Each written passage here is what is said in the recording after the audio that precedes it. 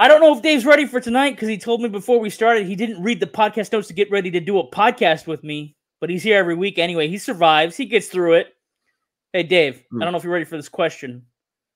You ever dream about your co-hosts? We had a whole episode about it. Did we?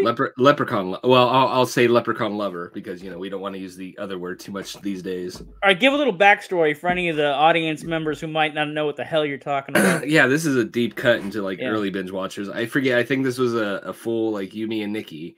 I want to say. Oh yeah, that's old school shit. And I'd have to listen to the episode as a refresher, but my vague memory is I had a weird dream that I confessed on the show for some reason where we were in the set of Leprechaun, but instead you were a leprechaun hunter, but to give them. But I was casting basically, it's a movie set. I was casting this movie that you're directing or whatever, right?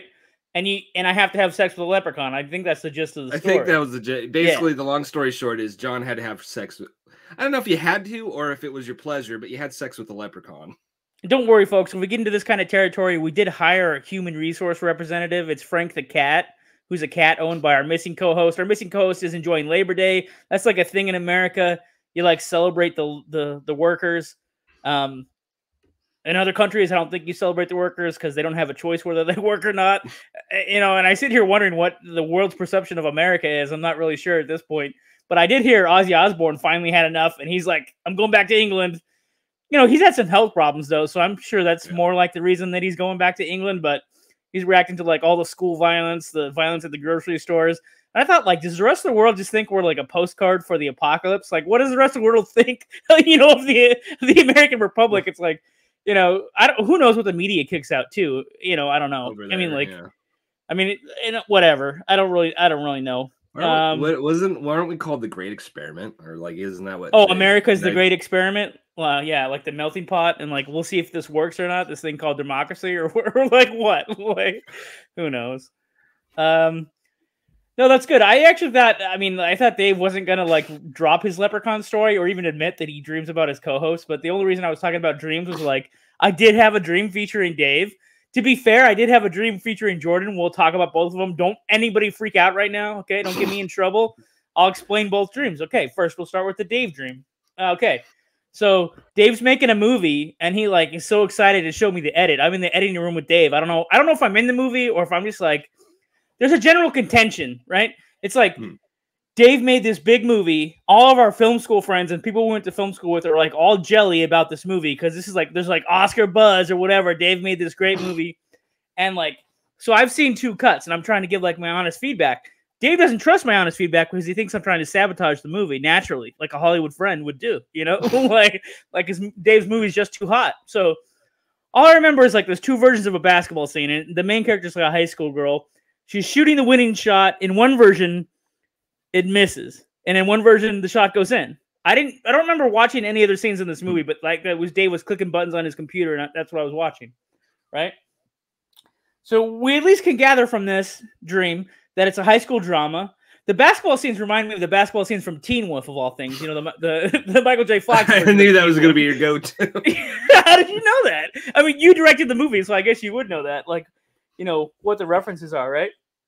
So yeah. So Dave's directing this movie, and I told him, Dave, give him a happy ending. That's what they want. And then I was relating to Dave, I apparently had watched this whole movie in the edit bay or whatever, and I said, the character goes through so many things. By the end, you think she deserves a happy ending, And you're but I just want to do the Last American Version ending. You're I just want to, yeah. You're I got to give it the realistic, real life, sorry, kid, life dramatic ending. Yeah, you're I got to give it this dramatic ending. There's no way. And basically the dream was literally critiquing the movie, and then the dream ended, and I was oh, I gotta tell Dave about this one because who takes the time to have a dream about your buddy making a movie and then you're in the edit bay? You know what I mean? I'm it's one of those dreams you can almost taste it, David. Not that I could taste the leprechaun's balls in your dream, but you can almost taste this dream about editing a movie with you. It felt so real. When I woke up, I was I gotta get his edit notes down so I can call Dave and be Dave, are you in the edit bay? Here's what you need. Here's your studio notes. Okay, now the dream about Jordan. She's not here to defend herself, but I'll just throw it out there. We're gonna try to work in teasing her the whole episode if possible. We'll try to fit her in at awkward parts. All right. she's just getting her hair done in a salon. And like, I just happened to be there. And then I'm like backing her up when she says blue and platinum. I'm like, yeah, go for it. And it's like blue highlights with platinum hair, almost like Game of Thrones Targaryen style. So, I mean, that's totally above belt, right? I mean, there's nothing nefarious going on in that dream. We're sitting at a hair salon for 3 hours. You know what I mean? Like, did you guys like sit in like mutual blowers or, next to each other, had a conversation? I don't know. It seemed like a really popular salon. So we're outside in like a waiting pool, there's obviously a line, you know what I'm saying? Like, it's like a popular place or something. And then we're chit-chatting and then like waiting outside, like the main doors. Like, yeah, no, I outside. get it. I heard there's people there. Waiting. No, like just waiting for something to happen. So there's like a group of people, other women, whatever, getting their hair done, a few guys, whatever. It's mostly a woman's joint or whatever. And then like, she just wants to confirm with me that I think the colors are okay. And I'm like, go for it. You know what I mean? And then and then it's like platinum with like blue highlights. And then I thought I asked her about the blue hair on here already. Maybe not. Like, I thought I checked in with her about blue hair before, but we'll find out. Anyway, we'll have to find out next week. I'll have to reiterate the story. But my next dream, speaking of dreams, this is like, if I can meet my spirit animal in real life. There's a character in this movie called Snake, which is like a Indian actor, Rocky, and Hindu Indian. We're talking from India or from somewhere in Asia, East Asia or whatever, or somewhere in Asia. Rocky in an orange wig, and he talks like Michelangelo from the Ninja Turtles. The guy's real name is Adam Jagwani, but he's credited in the movie we're about to watch tonight as Adam Stardust. I found his Instagram profile. This is the best profile I've ever seen. It goes, existing at 57, living in the 80s. I'm like, incredible. Wow. Like, my dream is to meet this guy. Sounds but like they say a Cobra Kai character. Yeah, but they say don't meet your heroes, so, it could be a letdown. Last week, we were talking about mom and pop video stores and how we used to work in video stores and, like, we could have been like frozen in time and just worked at video stores till the end of time, but it didn't happen. But if you're looking for a mom and pop video store, there is Loved Again Media. They send you these boxes of movies. Dave and I have gotten some. We still like to bring them up every once in a while to support the idea of a mom and pop video shop. Right. It's run by a couple. Basically, like, I don't think they realize sometimes they send you like a gold mine. Like, you find some gems in there. I think I had some out of print DVDs. And then, like, I sold them on eBay. You know what I mean? So, like, ordering a box of movies and making a profit, I mean, that's like an American thing right there. But for collectors, if you're collectors out there and you like physical media, that's Dave's bread and butter, It's a good way to get started if you're just wanting to dip your toes in, I guess. Yeah, perfect. Build your collection fast, get some surprises. Yeah. All right. We'll be back in like 40 seconds with some home video headlines. Crack open a cold box of wine or pour something cold on ice because it's the Binge Watchers Podcast.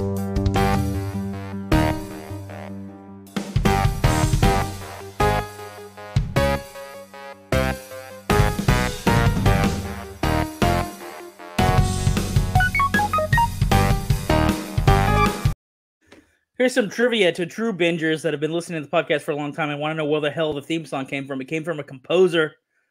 And actually, this is like the 40-second version. We might actually get into make a new... This is version 3. If you listen to the full thing, it cracks open a beer for us. We used to crack it open ourselves. But now we got special effects, folks. Okay, we got musical effects, everything. Home video headlines. Seth Rogen, Sebastian Stan, Paul Dano... They're going to star in GameStop stock market movie called Dumb Money, which is about like the Robin Hood investors that got pissed off at the CEO of GameStop and they decided to tank the shares. It feels like it's going to be like a Moneyball type or like a Wolf of Wall Street movie. So I'm in. If it's up that alley, like I'm in, that's my kind of movie, that kind of stuff, It's got a good pedigree so far, so. Yeah, or like Black Monday on Showtime. That's sort of like, creative guys screwing up Wall Street, whatever. What do they call that? Sounds like something Adam McKay would direct. Who? Adam McKay did Big Short. Just did Oh yeah, Up There. Yeah, that kind of style movie, right? Yeah. The housing market movie or whatever. Ben Stiller, Matthew McConaughey, Tom Cruise, and Robert Downey Jr. There's some rumors floating around that they're doing Tropic Thunder 2, or at least reprising their characters that were featured in Tropic Thunder. in a movie that might feature the Tom Cruise, studio head lunatic character. I forget the funny Les name Grossman. of the guy. Oh yeah, Les Grossman, who's kind of like a amorphous version of Harvey Weinstein, right? I mean, that's got to be the original inspiration, right? Oh yeah, definitely. I mean, well, what's funny is I think you told me a few weeks ago, like, oh, the Tropic Thunder commentary was funny, and I actually did listen to it, and that's and they also made his hands really huge. I kind of forgot that detail. Yeah, Les Grossman has like these swollen hands, but is a studio executive, but he's really funny in the Tropic Thunder movie. Of course, the controversy is like one of the main jokes of the movie is whether or not the Australian actor can play off putting on blackface to be one of the characters in the movie, right? And they go round and around and around and around in this. And like Robert Downey Jr. was like awkwardly talking to Joe Rogan, like a couple years ago on his podcast about this. You know what I'm saying? Like, what's the joke here? The joke is that somebody shouldn't do it. And that's the actual joke. But then to pull that joke off, you have to be doing it in the movie. And whether or not it's acceptable to make that joke, you know what I mean? Yeah, it's kind of weird. It's kind of walks a weird line because like it's commenting on actors who go to extremes, but it's also like trying to comment on like how bad blackface can be. I don't know. It's like that movie was I mean, that movie's still controversial for that, as well as a use of an R word that we don't use in that context anymore. Oh yeah. Because there's another character in the movie that's famous for being in like his one dramatic role as a person with issues. Simple or whatever. Jack. Right? Yeah. Yeah, I wasn't gonna say the name, but you're just like, all right. Well, that was the name of the character. Yeah. Beverly Hills Cop 4 has started shooting, which is cool. I don't know if you saw any of the images that leaked online, but it looks like Axel Foley, appropriately in his 60s, however old Eddie Murphy is. I don't know if he's 60 yet or if he's in his late 50s. He's getting there. He's getting there, yeah. But they added Joseph. What? I said I kind of forget because he was so young when he started his career. Like super young. Yeah, like 17, 18. But they added Joseph Gordon-Levitt to the cast, which is kind of cool. But then you wonder if it's like, is that the passing of the torch element? You know what I mean? Like, is that the new? I mean, I don't think they're going to pass from Axel to Joseph Gordon, but I can see Joseph Gordon taking up the spot of like the Judge Reinhold type character. Well, Axel Foley probably has a kid. There's probably like an Axel Foley Jr. or an Axel Foley daughter or somebody that takes over, Well, that was supposed to be a thing a while ago. I think there was supposed to be actually tying back to Tropic Thunder, believe it or not, there was supposed to be a Beverly Hills Cop TV show with the guy that played Al Pacino in that movie, and was supposed to be the son of Axel Foley, but nothing ever came of it. So now we're just getting a new movie. Yeah, but it's a Beverly Hills Cop, right? I mean, yeah. Yeah, I mean, I'm not the hugest Beverly Hills Cop fan, but it's also been a pretty consistent series. Like a lot of people hated 3, and I think that was the first one I saw in full because it used to play on TV a lot. Really? It's too bad they couldn't really call it Walt Disneyland in the third one. They had to make up like a fake park with a fake guy, but it's obviously parodying Disney. So if they actually got to use the real Disney, that would have been cool. But it has Rosen Pinchot. Is that the actor who's played Bronson Pinchot? Yeah, he's a hard name to say. Sorry, folks. And if you're out there, I screwed your name up. I'm sorry, but he was Balky. Yeah, he pops up in the sequels as like a weapon expert, and so it's cool to see him in the cameo. Hopefully, they'll bring him back for part 4. I love this series. I love the Pointer Sisters soundtrack on the first one. I love the running gag with the money dealer or drug dealer in the first and second movie, like with the credit cards. The movie has a notorious bit of like real Detroit history because they have a corrupt sergeant from real life scandals is the main sergeant in the movies. You know what I mean? Like it's like his big role, but in real life he's like a real dirty dog there or whatever who like had to deal with White Boy Rick. This kid who's like in jail or whatever and was a. I remember they made a movie about it a few years ago. Yeah. So apparently that sergeant was like involved in like planting evidence and like doing like off hours enforcement, and it was like caught up in that whole scene. But he's the sergeant in like the first 2 whatever Beverly Hills Cops. Trivia for you folks. Godzilla Monsterverse, like all the Godzilla verses and the King Kongs and the Dune picture, they're all apparently made by a production house called Legendary, and they're like, man, we got to get away from this burning fire that's Warner Brothers. You know what I mean? Right. Like they want to cut like licensing ties, they want to cut like these production deals where they're making these other sequels, and maybe they should go out on their own because things are crazy right now at HBO Max and freaking Discovery and whatever. So I thought they were an independent production, or well, they are an independent production company. I think they were mostly with Universal for a while. Then they went on to Warner Brothers, and they probably want to like go. But hey, Universal, how's it going? Yeah. Hey, we'll be on Peacock. Yeah, you're not throwing things out there so far. I just saw something today. I didn't know they're getting ready to make some New American Dad for like TBS TNT or something like that. Well, yeah, they still have a contract. I think the Warner Brothers thing is they have to honor any contracts that are already in place. So, oh really? So if like TBS or True TV products still have a guarantee or a contract, they have to honor that. Oh wow, I didn't know that. But they are getting rid of things that are like past their contract or coming up. Yeah. Like, all right, bye. Dude, I don't know how Nathan Fielder got away with his show. I don't think that's going to come back. No, it's actually already greenlit for a second season. Are you serious? Yeah. Because if there's any that's HBO, not HBO Max. So believe it or not, there is a difference. I thought they were one and the same. Anyway, folks, if you don't know Nathan Fielder, he's a strange comedian from Canada. You don't really know if he's making comedy or if he's being serious. He's one of those like deadpanners, and like he had a show, Nathan Fielder for You, where he helped small businesses and made jokes about the businesses, but then all this complicated the plot, got more complicated. His next thing is like he wants people to rehearse important meetings or awkward conversations with their loved ones. He had like a 8-part series called Rehearsal, which goes out on a limb because then he like pretends to have a marriage, pretends to have a child. They age the child to work on scenarios to see what it would be like when the kid's like, a teenager or a baby, blah, blah, blah. And he's like trying to engineer a family unit, has problems with the mom. And that just seems like, I mean, like he even makes a joke in the show about wasting their money on like fake snow and renting a house in Oregon and like making a fake garden and building an entire bar and a soundstage and then opening it up to the public. So, it's things like that. Like I did not think that was coming back, but as Dave said, there's a difference between the studios. But see, the thing is like, again, it's an HBO property, so it doesn't fall under that axe. Like HBO, I don't know. I don't want to go into the long complications, but basically it's its own thing. So HBO has greenlit it. I know I'm sure it costs a lot compared to other comedy shows, but I still don't, when they've got Game of Thrones still going on or the new version, I think it's a drop in the bucket. Plus, it's been in the conversation. We're still talking about it. It ended like weeks ago. Yeah, who knows what the visual effects budget is for the new Game of Thrones. I almost said visual effects bucket, but no, I mean budget because there's like 17 dragons in this new House of Dragons. Oh, there's all kinds of, they House of Dragons, you're going to get your dragon full. Dragon's worth, whatever you want to call it.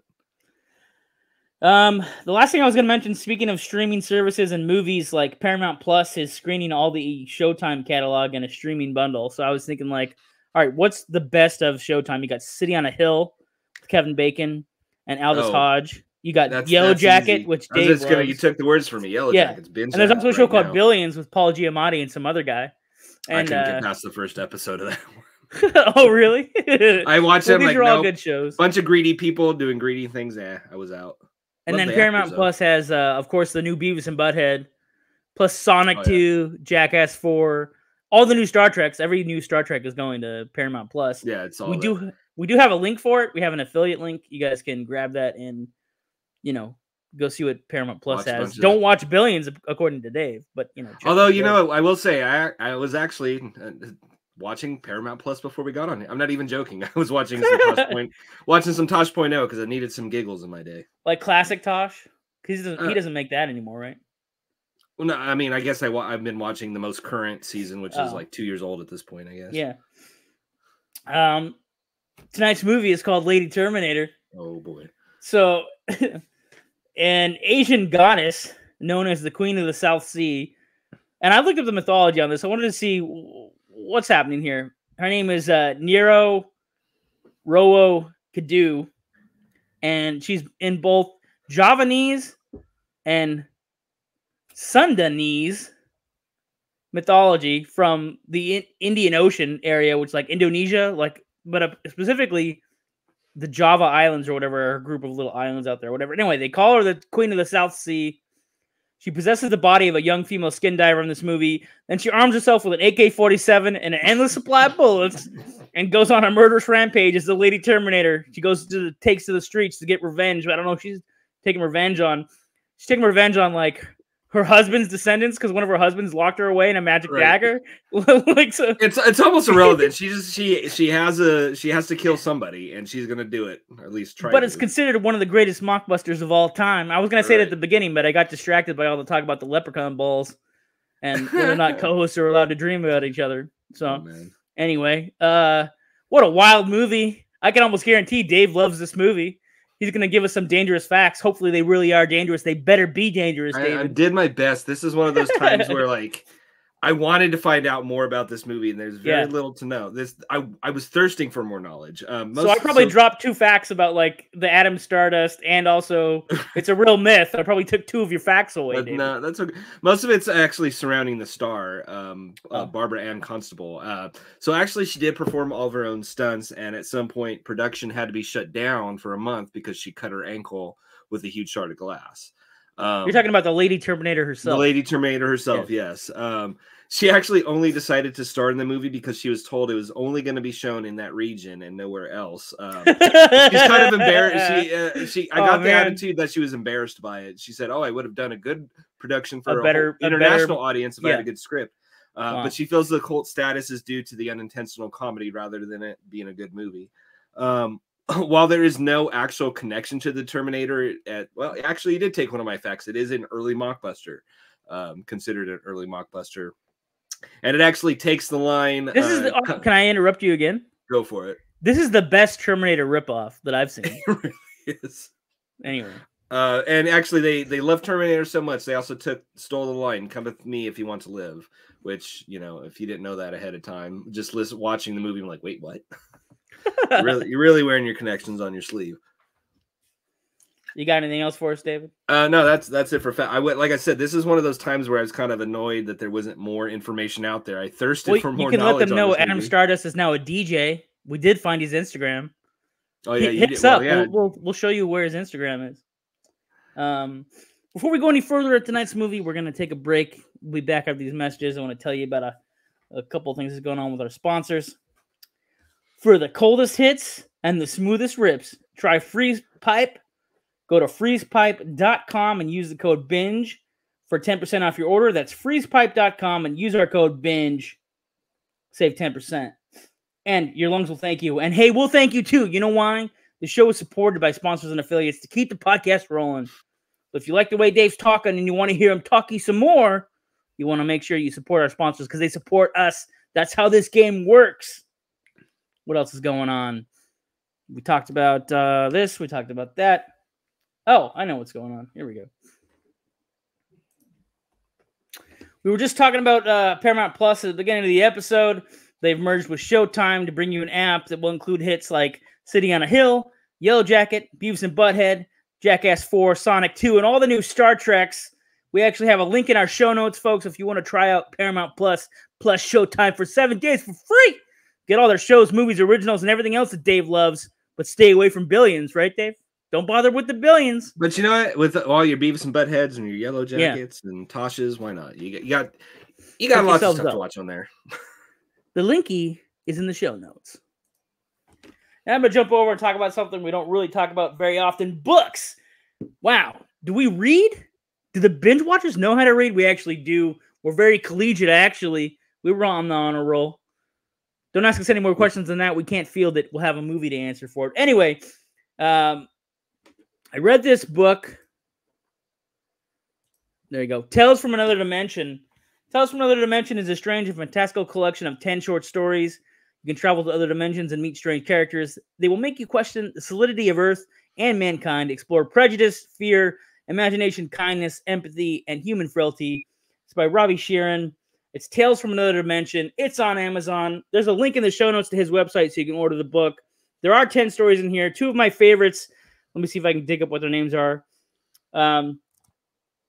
Martian Food, which is about, it's kind of like Steven Spielbergian, kind of like 1980s Goonies style story. Like 2 brothers are questioning whether or not their neighbors are actually Martians. And another story I like is Defrosting H.G. Wells, the writer of The Time Machine. What if he woke up in the future after being frozen? What would happen then? 10 total stories. Anyway, grab a link in the show notes if you enjoy reading, or maybe you can find it on Amazon and somebody read it to you. I don't know. Go to Craigslist. Maybe you can hire a private reader. I don't know how that works. Tales from Another Dimension. Check it out today.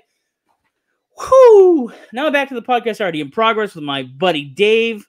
If I can get rid of this thing that's on the screen, we'll be back on the podcast normally. Okay, here we are. You can see our happy faces as we talk about crap. Favorite bit from Lady Terminator.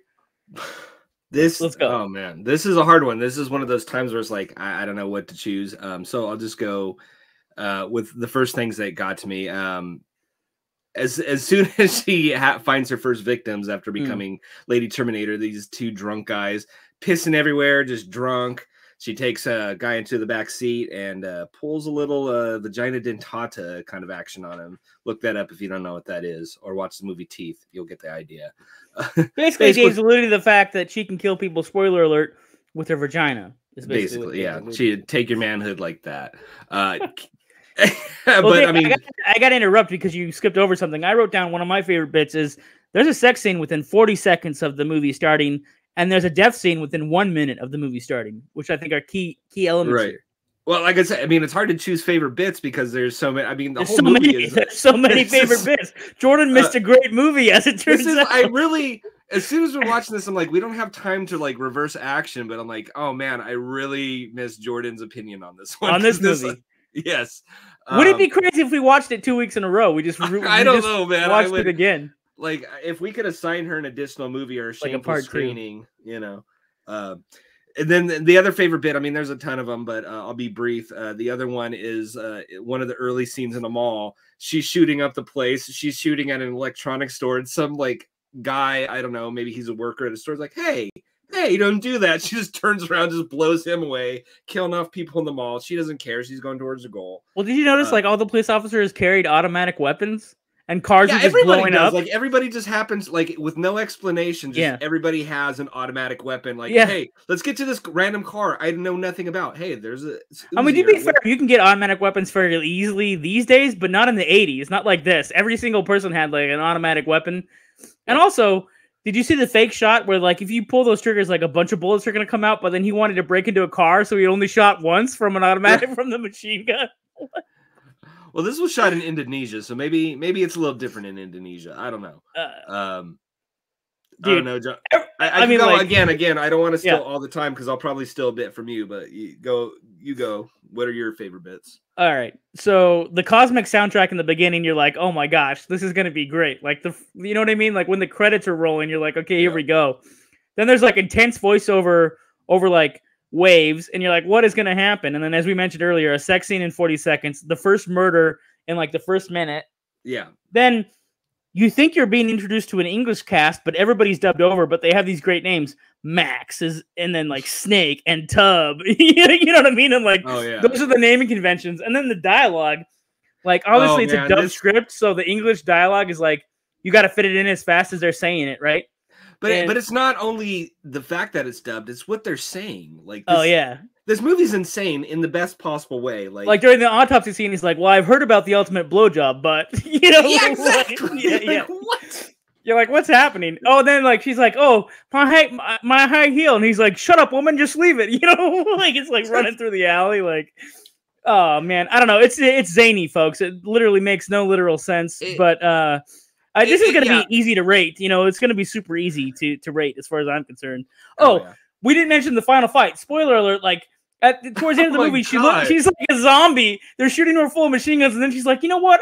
You're shooting me. I'm going to shoot. All of a sudden, lasers out of her eyes right into the guys. You know, like she blows up a helicopter. Yeah. She blew up an entire helicopter. We will have to get at least one hot take from Jordan on this movie, so we have to ask her if she has time to see it, but anyway, this is a movie that would beg for like a live commentary from us, or you know, like it'd be almost great to get Jordan to do one of these with a commentary for this, but don't tell her not to watch it ahead of time. Like it needs to be pure. This is a wild movie. Yeah. I don't know, man. I don't know if we peaked early. Like this is Weird September. I mean, this is. I mean, I liked our movie. No, I told you, dude. It's like just like producing a TV show. The penultimate episode always hits number 3, dude. You know, we have a good season opener, then we have the peak, and then we have the closer. You know, right? And the second one's a wash. If you have to like just watch along. You know, it's like episode. Well, this is the second one, so we're kind of little. I don't know. No, this is number 3, dude. I thought last week was the first weird one. Was it? I don't know. They've all seemed weird this year. I don't know. I can't tell. I don't know. This is one of those. This was hard. I mean, obviously, you found it on the internet. It is streaming on archive.org. Hey, we didn't put it up there. Somebody else did. Right. The Internet Movie Database. It's there. But if you guys reach out to us, we'll definitely direct you to how to watch this thing. I'm kind of bummed that this is not more widely available. I mean, I want to say I've heard of it once and dismissed it like, oh, it's a Terminator rip or knockoff. Yeah, but like this needs to be more known. This needs to be a cult classic. Like this, I haven't heard anybody talk about this movie. No, it's a mockbuster hidden gem or B movie hidden gem. It's like, oh, this is. You were looking for what's our Blood Diner of the year? Like this is right up there, you know. Oh, this is. I mean, as far as I'm concerned, this is leaps and bounds above Blood Diner. But really, that's not to take away from that movie. Yeah, I don't know. I just love this movie. Like it. The funny thing is like everything.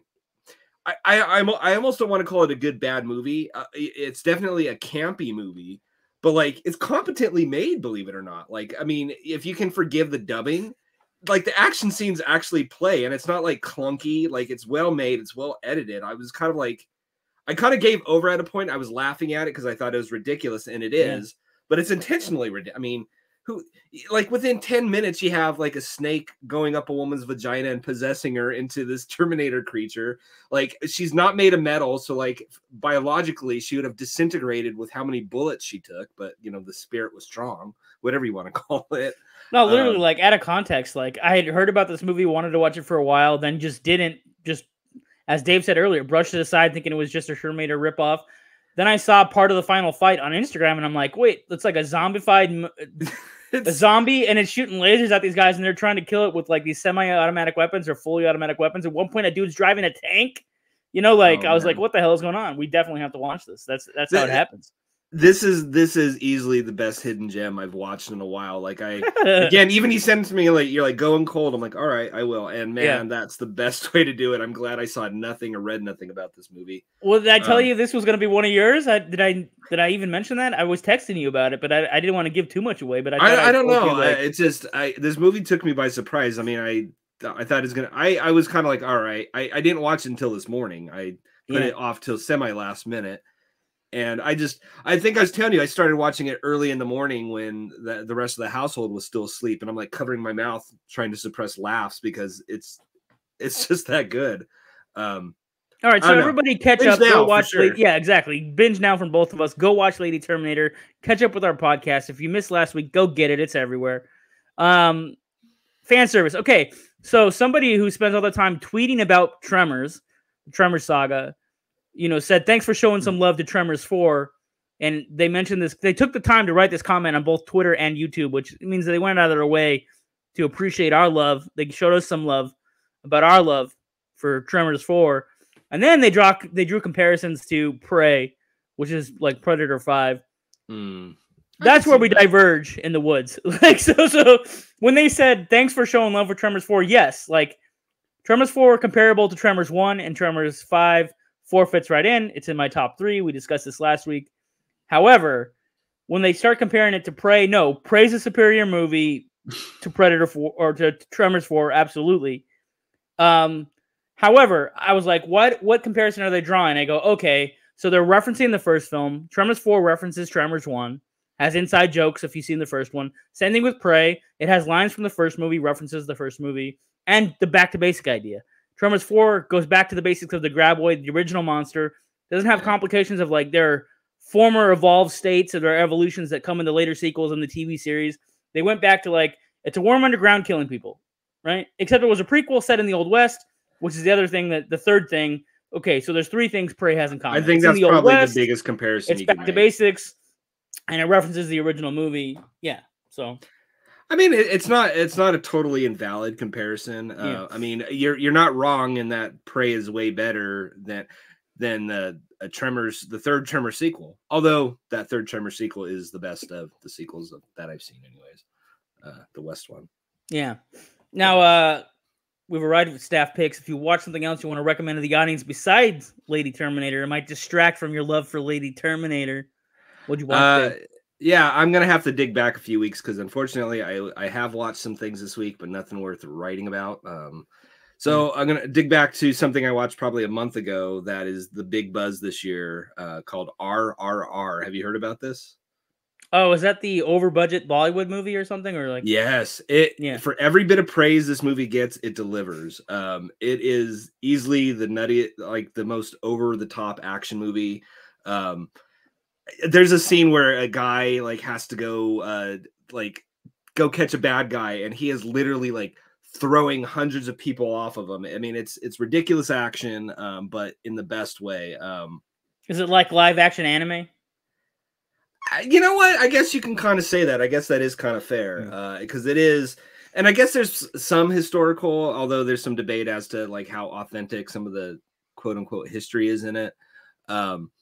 It's been one of the biggest, buzziest movies of the year that I've heard about. And then I finally sat down and watched it, and it is worth it. A lot of action, a lot of like crazy stunts. It's 3 hours and you don't feel it go by. I sat there, I threw it on with my wife, and my wife was ready to roll her eyes like, oh God. And she can't hang for 3 hours, man. I can't do these movies anymore. Well, then watch it like a miniseries. Watch it in 3 hour chunks. Like you binge. I'm gonna use this as a ladder to my staff pick. Okay. Yeah, go for it. So speaking of movies that are too long, Dave and I discussed the new Elvis movie that Baz Luhrmann made. Also too long. I hate directors that don't know how to edit things and really choose the good stuff from the fat. They don't know how to trim it. Which is weird because it's very self-indulgent. I mean, Baz uses tricks that he did in Moulin Rouge. It feels like a repeat of that in many ways. Tom Hanks is terrible, but surprisingly, what I considered a kind of an impossible miracle or a small miracle, you do get sucked into Ashton Butler, who was in the Shannara Chronicles, which MTV tried to adapt a fantasy series, and he was one of the stars of that. I think that was one of his first things. But he, he shows up in here and he actually imitates Elvis pretty well. So there are a couple moments in the movie where you forget that you're not watching Elvis, that's pretty impressive. Again, I call it like almost an impossible feat to pull off, for a biopic. It's by no means a bad movie, but I mean, it is, as you took the words out of my mouth, overindulgent. I mean, it's way too long. This could have been a solid 2 hour movie instead of 2 hours and 40 minutes or whatever it actually is. I don't totally hate the Tom Hanks performance. I mean, I know a lot of people have trouble with it, but I mean, it's like I said, I've read all accounts. He had that hokey accent. Although it feels like he did that. It feels like Tom Hanks is doing that bit from The Lady Killers, if anybody remembers that movie. Dude, well, my thing with Tom Hanks is like, I think he just got to move out of biopics for a while. He's done a few here recently, and like I just don't really like anything he's done like in the last 10 years or so. But now he's doing Pinocchio. That'll be his next thing. Is he'll be Geppetto. Yeah. I know he's done some. I mean, I think probably the best things he's done in the last 10 years was Captain Phillips. Although that's another biopic. It's a biopic. That's what I'm saying. That was the beginning. Then it was like biopic to biopic to biopic. And I guess Greyhound, which was that one that went to Apple TV. Also a biopic. Yeah. Oh wait, Finch was not a biopic. That was a sci-fi movie. That was really good. Predictive biopic. Huh? Predictive biopic. Oh, we're all gonna the Earth is gonna take over. Well, that was a retread of his Wilson movie, right? Instead of a volleyball, he has a robot. That's not unfair, but it worked for me. All right. Then. Yeah, Elvis is that's a binge later for me. Like I didn't hate it, but you really have to want to watch Elvis die in a toilet to get to that point. Dude, his last performance would make a movie, and the death would make a movie. So I agree. Another podcaster said that. Andrew Santino said that on his podcast, but I agree with him. It's like, yeah, you could make a movie just about him dying, just about the death, and also his last days on Earth, last days at Graceland or whatever. The last performance, like that whole day, that 24-hour period of his last performance, that'd be enough of a movie, cover that. I could see that. It'd be, it's a complicated movie. I know people loved it, like with the capital L, and it's not bad. Next week, we're probably not going to retread Lady Terminator, but this is a wild ride. You'll have a lot of fun with this movie. As we say in the beginning, crack open something cold or sit with a box of wine, get your buddies together around a campfire, or like screen this on a 70-inch something. Oh, it's a VHS rip. What are you going to do? That's all that exists. But it's uncovered. I would love that somebody releases this on Blu-ray. Like this again, needs large, like I don't know, Vinegar Syndrome or something out there. Like get a hold of this, put it out. I mean, it's cool that it takes place in like a specific place and it's based on real mythology and like it actually. The evil goddess character reminds me of the villain in freaking Kroll the Conqueror. You know, there's like an ancient god played by like another Tia Carrera. You know what I mean? Like actually, I draw comparisons, you know, from this movie to that. Anyway, what more can you say? It's Lady Terminator. We'll be back with binge watching next week. Bingers, stay tuned. What you gonna say, Dave? Watch it. Go to archive.org. Check out Lady Terminator.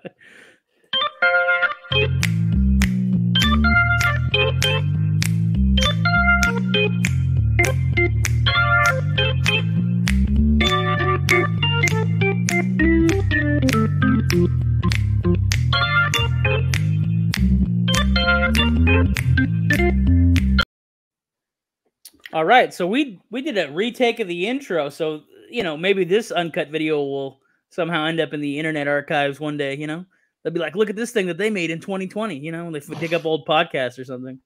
It'd be available like old movies. Who knows? Anyway. Ancient civilizations will listen to this and wonder, why did people waste their time listening to this? Because ancient civilizations are judgy. Yeah, an anthropology class in like 1,000 years would be like, why did they buy? What's a podcast? You know, because even people today are like, what's a podcast? I don't know. Anyway, we're uncovering hidden gems every week like Lady Terminator. Come back next week, as we already said. You know, maybe we'll have another HR crisis if we keep talking about leprechaun balls. The mythological ones, not the real ones. Don't get your... I almost said that sounds like a treat you can go buy at a pub on, you know, St. Patrick's Day. Oh, it's like a special drink. Yeah. Way to spin it, Dave. I love it.